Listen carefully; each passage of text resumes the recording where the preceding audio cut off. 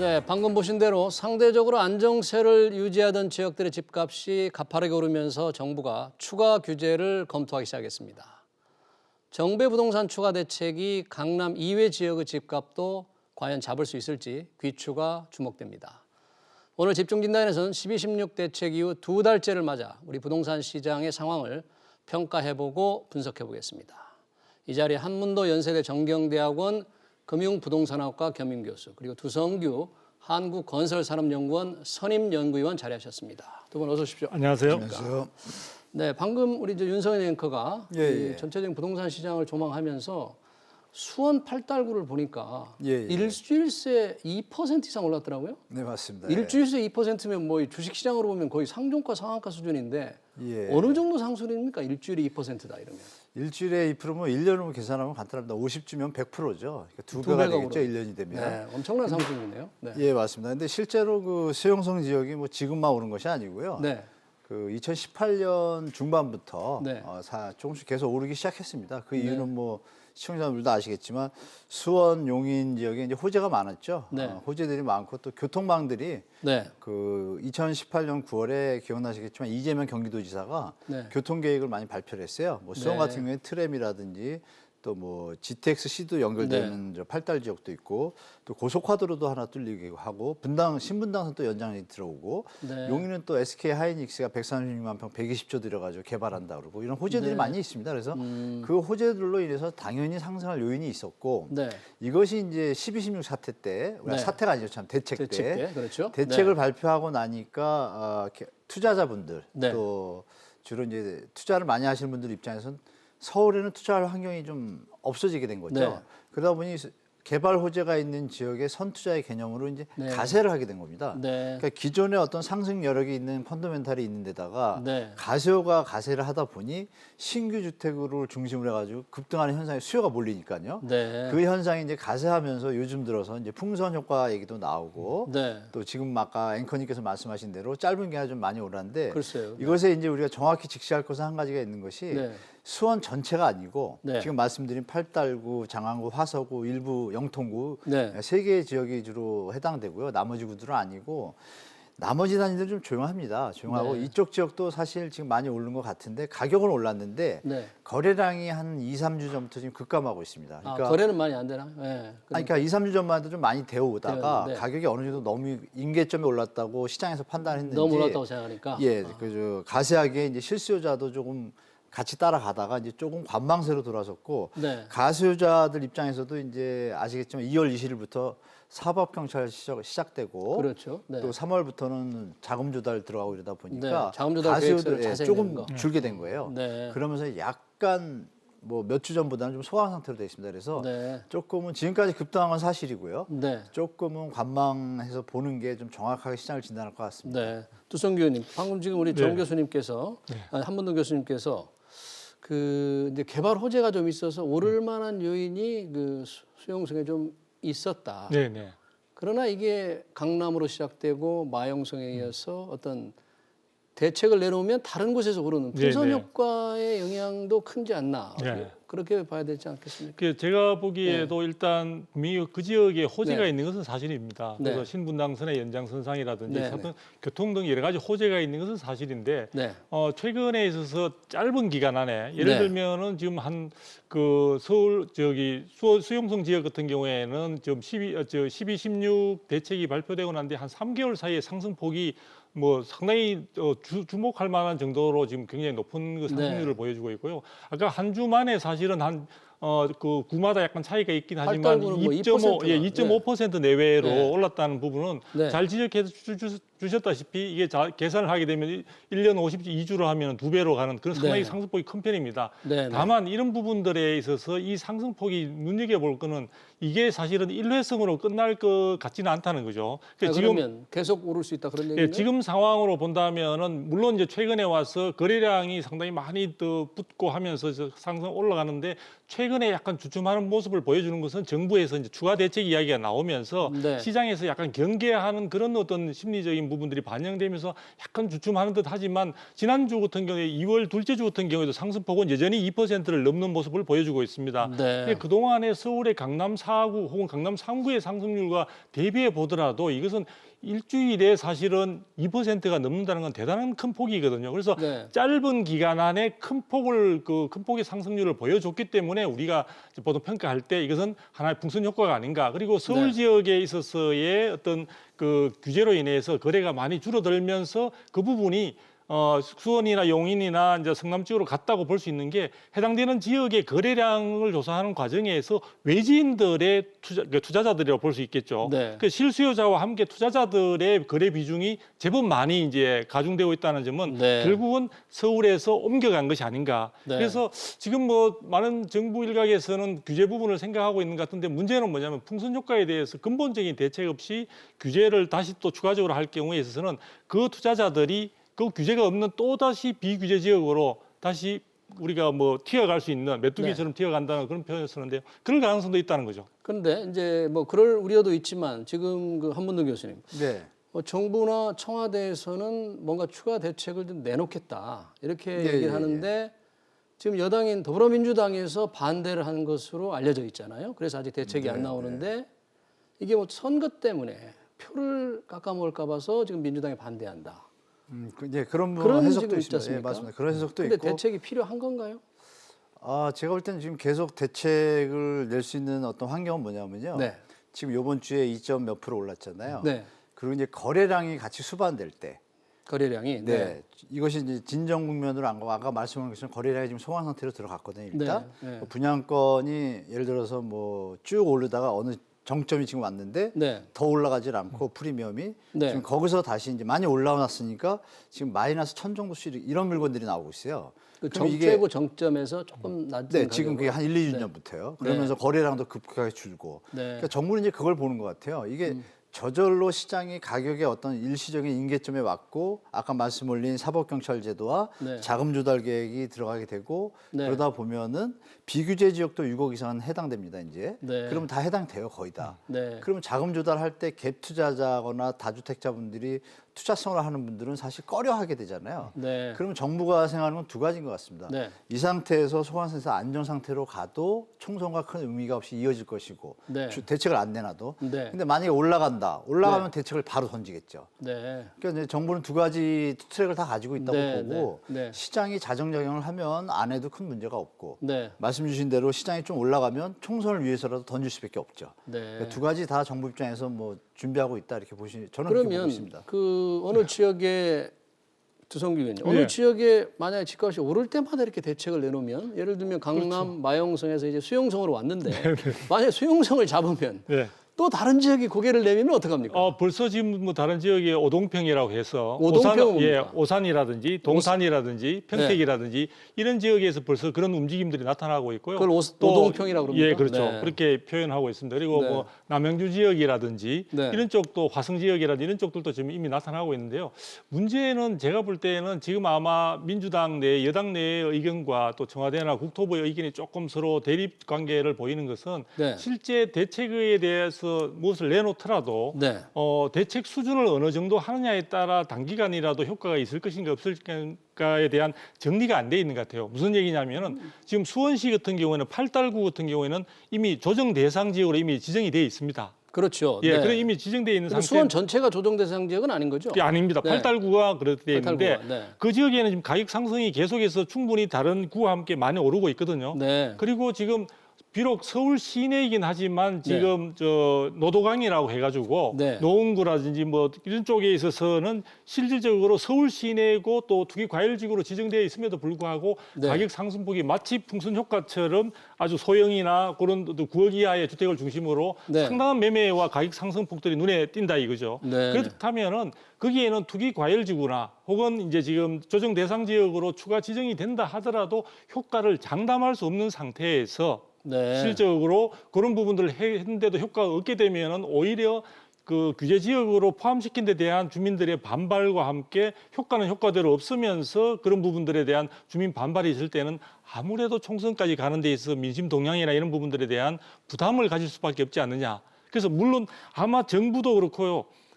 여당의 경우에서도 효과가 있다고 100% 장담을 하게 된다면 충분히 아마 대책을 내놨을 겁니다. 그런데 네. 그 부분에 대한 확신이 없다는 것이 향후에 있어서도 정책이나 대책 부분에 대한 선택에 있어서도 상당히 망설이게 하는 요인이 아닌가 이렇게 보입니다. 근데 정부는 어떤 이제 확신이 없어서라기보다는 아까 우리 한문도 교수님 말씀하신 것처럼 시간을 보는 게 아닌가. 가장 적절한 때 대책을 내놓아야 효과를 거둘 수 있다. 이런 생각도 드는데 네. 어찌됐든 이 수용성을 잡는다고 하더라도 지금 방금 우리 네. 말씀하셨지만 뭐 동탄도 그러고 오산도 그러고 평택도 그러고 이러면 계속해서 쫓아다니면서 대책을 내놓을 수는 없는 거잖아요. 근데 오산 평택은 좀 이해가 되는데요. 네. 그쪽은 이제 확장성이나 어떤 투자성에 한계가 있지 않습니까, 사실. 네. 서울과 수용성만 해도 네. 강남권의 직주 근접에 연결성이 좀 있습니다. 네. 오산 평택만 가면 네. 어떤 지리적인 입지나 위치가 자체 개발 호재 외에는 특별히 연결성이 좀 약해지죠. 네. 그렇기 때문에 지금 말씀 주신 것처럼 또 옮겨간다 하더라도 그러면 그건 네. 실수요자가 아니라 다 투자자들이잖아요. 네. 투자자들을 위해서 뭐 실수요자들을 위한 정책을 쓰는 게 국민이지 네. 정부죠. 정부가 그래야죠. 네. 그 투자자들을 위해서 굳이 그 지역에 네. 심한 뭐 어떤 가격 교란 행위가 없는 한은 특별히 거기까지 대책을 쓸 것 같지는 않아요. 안 써도 네. 네. 제가 볼 때 시장 자정작용이 있어서 네. 어느 정도 이 산이 높으면 골이 깊다고 어느 정도 올라가다 보면 한계점이 다 있지 않습니까? 쉬었다 네. 가야 되잖아요. 네. 주식시장도 그런 것처럼. 그래서 제가 볼 땐 우리가 밥을 많이 먹어도 쉬었다가 먹고 또 이러는데 네, 네. 이 주택 가격이 경제가 이렇게 네. 아주 좋은 상황도 아닌데 어디까지 가겠습니까? 네, 어느 네. 정점이 왔다고 판단되고 거래량을 제가 다시 한번 말씀드리면 역대 우리가 2006년부터 거래량이 뭐 90만, 100만 계속 100만 넘었다. 뭐 박근혜 정부 때는 좀 활성화되어 120만까지 갔었는데 네. 작년에 80만 건입니다. 네. 역대 2위예요, 최저. 그러면 그 자체가 거래가 수반되지 않은 주택가격 상승은 조정을 겪을 수밖에 없겠죠. 그 시점이 네. 언제냐?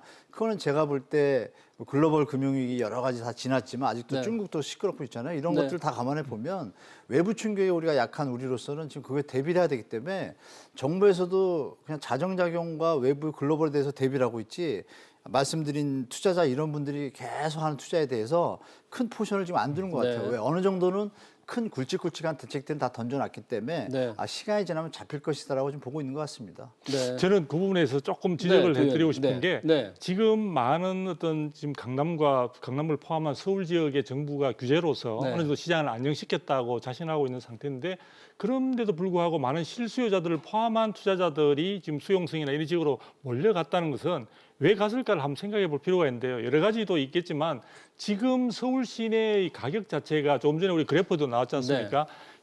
상승폭이 충분히 많이 줄었습니다. 줄었는데 문제는 서울 평균으로 할 때 아직도 마이너스로 돌아선 건 아닙니다. 서울 평균 집값으로 치면 본다면 네. 0.1% 지금 오른 걸로 나타나고 있거든요. 네. 그래서 그런 점들을 볼 때 지금 서울에 있어서 많은 실수요자들이 기다려왔던 서울 시내의 어떤 주택 가격이 안정 기조로 지금 충분히 들었다고 확신이 들면은 충분히 기다리면서 좀 더 다른 기회를 네. 기다릴 건데 제가 볼 때는 그 기다릴 만한 마음의 여유가 없도록 지금 서울 시내의 주택 가격이 그렇게 낮게 떨어지지도 않은 상태이다 보니까 실수요자들은 마음이 불안하고 내년에 예를 들어 입주 물량이 급격하게 줄 것을 생각하다 보니까 지금 수용성이나 서울에서 좀 많이 떨어지더라도 충분히 감내하면서 달려가고 있는 것이 아닌가. 네. 그래서 그런 측면에서 서울에 지금 대한 12.16 대책의 효과가 충분하다고 정부가 자신하고 있긴 하지만 과연 현장에서 그런 네. 의미로 우리가 받아들일 수 있느냐도 좀 생각해 봐야 될 것 근데 같습니다. 지금 이제 12.16 대책이 나온 지가 오늘은 이제 2달째인데 네.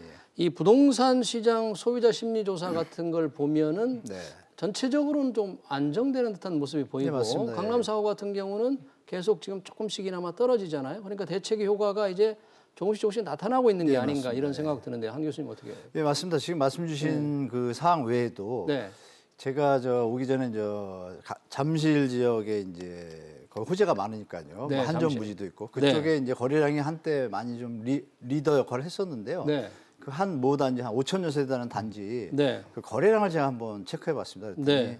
작년 재작년에 좋을 때 한 달에 한 150에서 200건씩 거래가 됐어요. 네. 그리고 우리 9.13 대책 나오고 나서 네. 조금 뭐 5, 60건으로 좀 줄었다가 네. 다시 그 작년 6월이죠. 네. 6월부터 다시 상승을 탈 때 다시 30건, 40건, 50건으로 올라가던 것이 네. 12, 16. 근데 그 수치가 200건까지, 100건까지 못 가고 네. 거래량이 일단 많이 줄었어요. 네. 말씀드린 것처럼 전년도 거래량이 줄은 것처럼 네, 네. 그 단지의 어떤 흐름을 이제 말씀드리면 네. 좋을 때 막 150, 200건 가던 것이 한 달에 네. 50건, 60건을 일단 줄었습니다. 작년 오를 때에도 네. 그러던 것이 12, 16 대책이 발표가 딱 되고 나니까 네. 12, 16 대책 발표 11월 달도 한 30건 됐어요. 네. 근데 12, 16이면 이제 한 보름 정도 되지 않습니까? 네. 보름 정도에 10건. 네. 그러면 이제 20건 정도를 예측할 수 있는데 12, 16이 발표가 된 거예요. 네.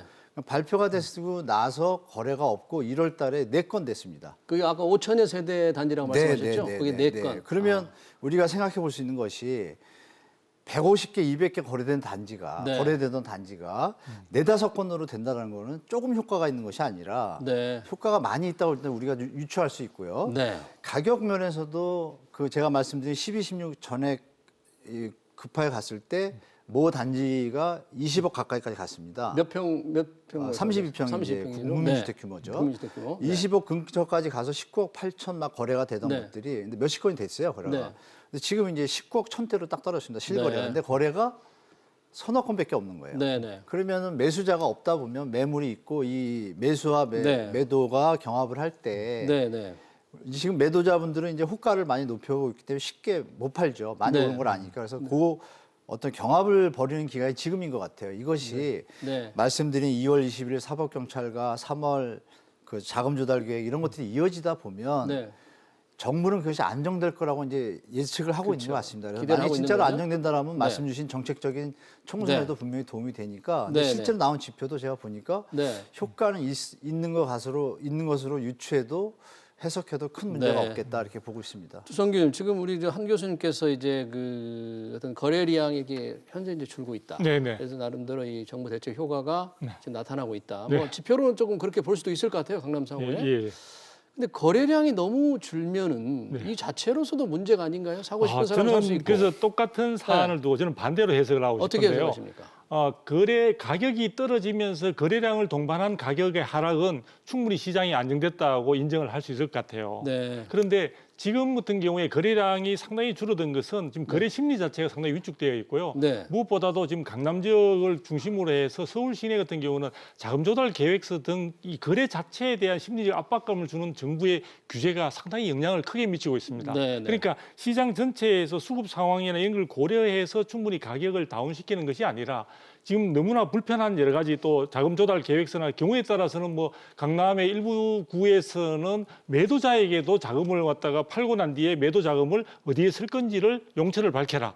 이런 팔고 요구들. 나서 받은 돈으로 어디에 쓸 건가? 예. 그 네. 통장에 있는 상태에서 네. 어디에 쓸 건지를 밝혀라. 이런 요구까지 네, 있는 그런 것까지 것으로 밝혀야 됩니까? 예, 팔고 난- 알려지고 네. 있습니다. 송파구 네. 등 예를 네. 들면 그런 어떤 등으로 인해서 매매 거래 심리가 상당히 위축되어 있어 거래량이 동반되고 있지 않기 때문에 네. 이것으로 인해서 현재 거래가 되고 있지 않는가도 일부 급매물을 중심으로 한 일부 거래로 인한 가격의 하락은 사실은 전체적인 시장의 어떤 주택 가격의 하락으로 보기가 대단히 어렵기 때문에 저는 거래량이 동반되지 않는 시장 상황, 관망세가 어느 정도 시간이 지나고 나면은 본래의 시장에 있어서의 상승 압박이 오히려 일시적으로 나타날 가능성도 있기 때문에 대단히 위험한 폭풍 전야와 같은 그런 시장 상황이다. 나는 이렇게 보고 있습니다. 그럼 두성규 의원님 지금이 그 기본적으로 시장에 내재돼 있는 상승 압박이 잠시 숨을 죽이고 있는 그런 그렇죠. 상태로 보십니까? 예, 왜냐하면은 네. 지금 시장에서 근본적으로 요구했던 것은 향후에 있어서도 공급이 부족하지 않겠냐라는 우려하는 불안 심리가 상당히 컸었는데 네. 그 부분에 대한 근본적인 해결은 되지 않은 상태에서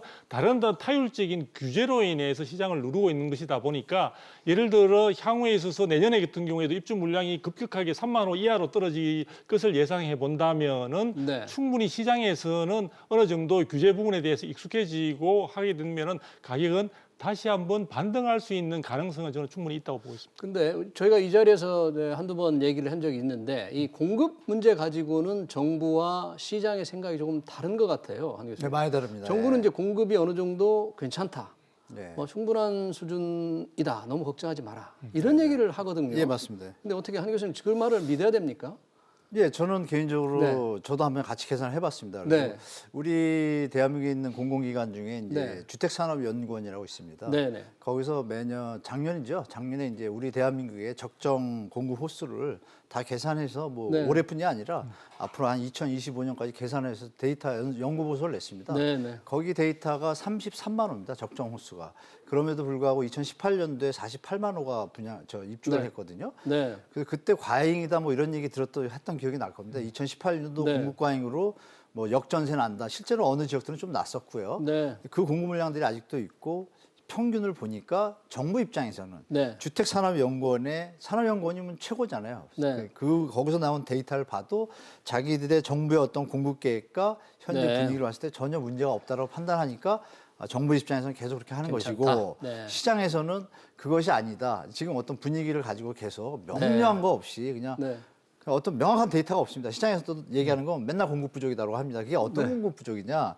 신규 주택 좋은 집의 공급 부족이죠. 아, 근데 그거는 맞는 것도 같아요. 왜냐하면 사람이라는 게 좋은 곳에, 좋은 집으로 이사 가려고 하는 욕구는 항상 있잖아요. 아, 그런 그렇죠, 욕구를 그렇죠. 좀 충족시키려면 절대 공급 규모만으로는 그런 욕구를 해소하기에는 부족하다는 게 시장의 지적이 됩니다. 근데 거기서 이제 네. 보이지 않는 어떤 포인트 요인이 있습니다. 뭔가요? 대출이라는 요소가 가세를 해야만 지금 말씀 주신 청약 시장과 신규 시장이 이어지는 형성되는 시장인데 대출. 네. 이것이 너무 과도해서 갭 투자라든지 네. 잘못된 어떤 시장 신호들과 잘못된 시장의 분위기를 정부에서는 파악했기 때문에 네, 네. 과도한 가계부채는 경제에 도움이 안 되지 않습니까? 그렇죠. 이런 부분들을 네. 공익적으로 판단해서 정부에서는 대출을 지금 다 줄였잖아요. 네. 줄였으면 당연히 가수요나 어떤 주택 수요를 늘릴 수 있는 요인들이 많이 제거가 된 거예요. 네. 그렇다면 이것이 우리 정부 정책들을 보면 항상 효과가 나타나는 것들이 바로 나타나지는 않습니다. 한두 네. 달 뒤부터 한 6개월 정도 늦으면 1년 뒤에 제대로 나타나는데 네.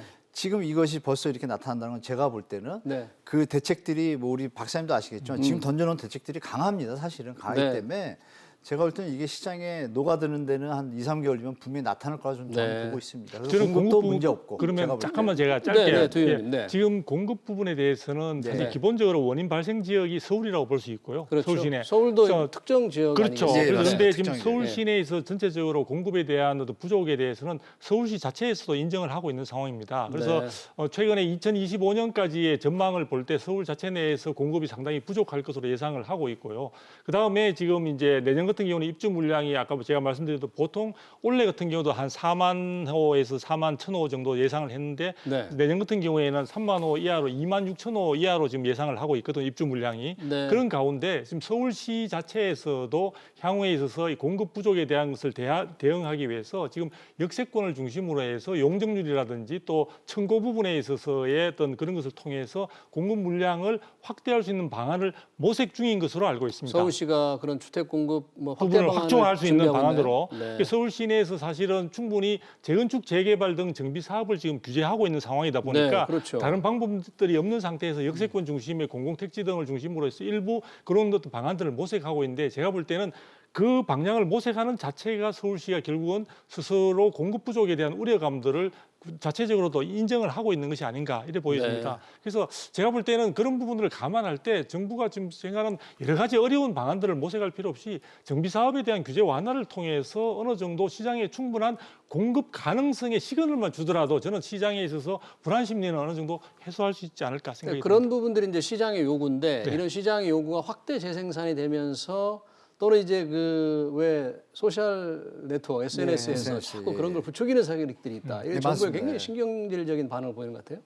상당히 그 맞습니다. 문제가 있는 지적들입니까 그런 분이? 지금 정부가 계속 뭐 김현미 네. 장관이 몇 번 네. 얘기했잖아요. 네. 언론이 협조를 안 한다는 협조를 표현도 한다. 하시고. 네, 그리고 근데 시장의 그 인플루언서들이 자꾸 이 부추긴다 이런. 네. 제가 이제 데이터를 분석해봐도 이제 나온 기사들을 보면 네. 똑같은 기사들에도 뭐 1% 오른 거를 과대해서 네. 예를 들면 1,000원짜리 사이다가 1,500원이 됐다가 네. 1,400원이 되면 100원밖에 안 되는 거잖아요. 네. 근데 그거를 갑자기 뭐 100원씩이나 내렸다 이렇게 쓸 수 있잖아요 기사를. 그렇죠. 네. 이런 류의 어떤 왜곡된 기사들이 제가 보니까 한 80% 이상입니다. 아유, 뭐. 그래서 제가 볼 때는 네. 이 정부에서 네. 조금 언론 그러니까 제가 이제 뭐 방송에서 적절한 얘기인지 모르겠는데요. 네. 그 부동산 관계 기자분들이 뭐 저도 이쪽 해설하다 보니까 연락이 오지 않습니까? 그러면 네. 너무 부동산부 기자분들을 터부시한다는 거예요 국토부에서. 그러니까 협조를 구하고 양해를 구하고 소통을 좋아하는 정부가 이걸 많이 했다라면 네. 이 언론이 똑같은 기사를 쓰더라도 저부터도 네, 네. 아다르고 어다르지 않습니까? 그래서 네, 그런 기사 부분에서 조금 중화가 된다라면 지금처럼 네. 이제 잡혔잖아요. 어느 정도 네, 강남이 네. 잡혔을 때 그 기사들이 만약에 일주일 동안 나온다고 가정을 할게요. 네. 일주일 동안 만약에 그 기자분들이 협조를 해줘가지고 강남이 드디어 잡혔다. 이걸 일주일만 귀로 들으면 네. 일단 잡혔다라고 이해가 되는데 지금은 어떠냐면 잡혔는데 조그맣게 내놓고 수용소에서 폭발한다.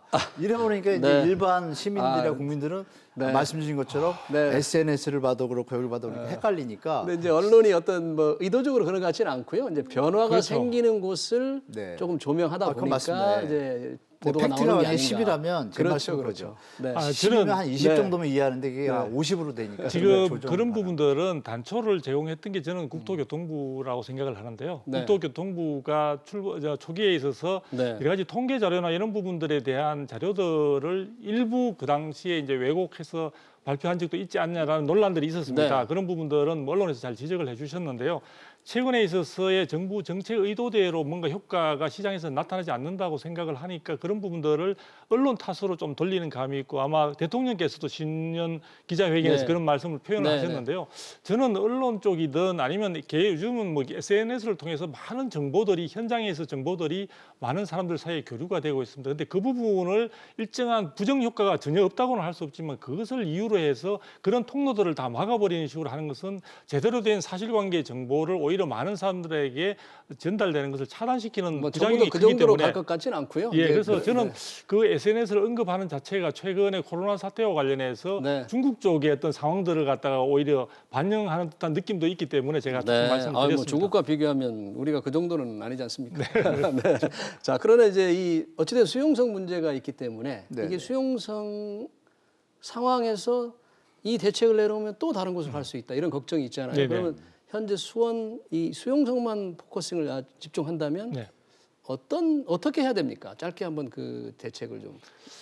제가 보기에는 수용성을 막는다 하더라도 네. 아까 제가 말대로 다른 지역으로 지금 확산될 수 있는 그런 네. 조짐들이 이미 나타나고 있기 때문에 제가 볼 때 수용성을 규제 지역으로 묶는 건 뭐 조정 대상으로 네. 지역하든 아니면 투기 과일 네. 지구로 지정하든 간에 그 효과를 기대하기는 좀 어려울 것 같고요. 네. 문제는 이런 시장에서 그렇게 달려갈 수밖에 없는 사람들의 불안 심리를 해소시킬 수 있는 네. 대안을 제시해야 된다. 이런 측면에서 제가 볼 때는 충분히 필요한 곳에 공급을 확대시키는 부분들을 분명한 시그널로 제시하는 것이 필요하다고 네. 보입니다. 한 교수님은 마지막으로 어떻게 해야 됩니까? 그럼 수원 용상 수원용인 아까 뭐 수원용인. 그저 상승의 어떤 네. 기반적인 뭐 요인들이 기본적으로 네. 있고요. 좀 과도하게 오랐다고 생각되면 아까 말씀 올린 것처럼 지금 상태에서 진정 국면으로 들어가고 거래량이 줄었다고 말씀드렸잖아요. 이것이 진정 국면을 하면 네. 그냥 이어지면서 총선을 맞이할 것이고 네. 조금 뭐 다다음 주까지도 이것이 폭발적으로 언론에 노출된다 그러면 바로 조정 대상 정도로 이제 묶을 것 네. 같습니다. 제가 볼 때는. 네.